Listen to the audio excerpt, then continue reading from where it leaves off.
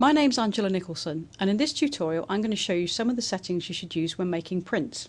The last adjustment you want to make to your image before printing it is to sharpen it, and the best way to do that is to put it to the print size that you're going to use. This one's sized to make an A3 print. If I just click here, print size, it'll show it at the correct size. Now to sharpen the image, and I do that by going to Filter, Sharpen, Unsharp Mask. Now the first thing to do is to find a suitable area for the preview, and you can do that just by clicking around to find somewhere that has got plenty of detail, and there seems to work here. And now I can adjust the sharpening amount. Now if I push that up, you can see how the amount of sharpening increases. The edges are becoming more defined. Also, if I increase the size of the radius, the area that's actually sharpened around the edges, you'll see that the sharpening becomes much more obvious. When you're sharpening to print, you want to produce an image which is sharper than you might want to see on screen, but obviously not over sharpened. You don't want to see halos and strong edges and artifacts in the image.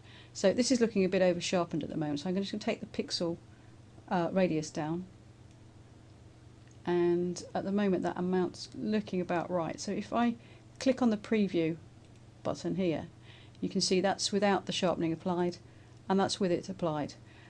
And some of these edges are looking a little bit sharper than I would normally want them to be seen on screen, but I think they're going to print reasonably well. I'm just going to try, see how it looks if I increase the radius a bit more. See, if I take it too far, some of the edges are going to get a bit too strong.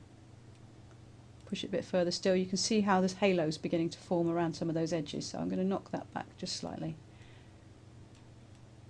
And it's just a question of playing around until you find a value that you're happy with.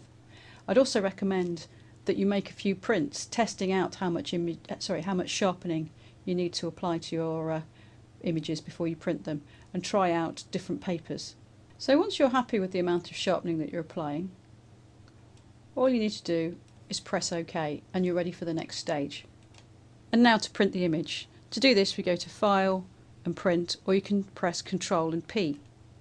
At the moment, the printer is set to control the colours of this image, and I want to take control over it, so I'm going to select Photoshop Manager's colours, and then I've got full control.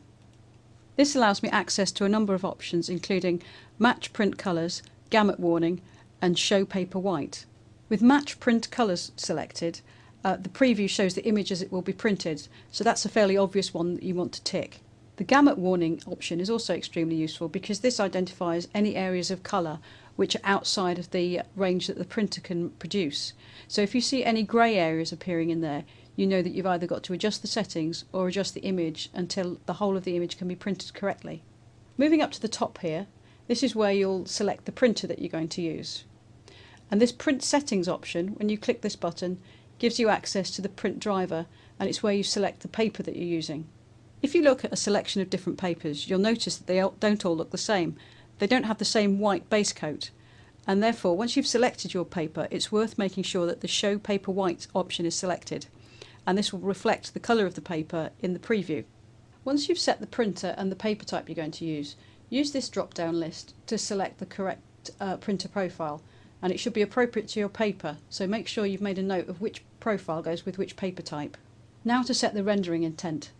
If you select Perceptual from this drop-down list, the colour gamut of the image will be compressed until it fits within the range that the printer can actually reproduce. Alternatively, Relative Colorimetric replaces any out-of-range colours with the nearest colour that the printer can reproduce.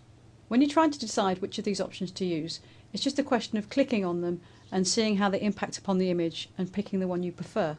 It's a similar story with black point compensation. Just click this on and off and decide which one you prefer. When you've chosen it, you can just press Print to make the print.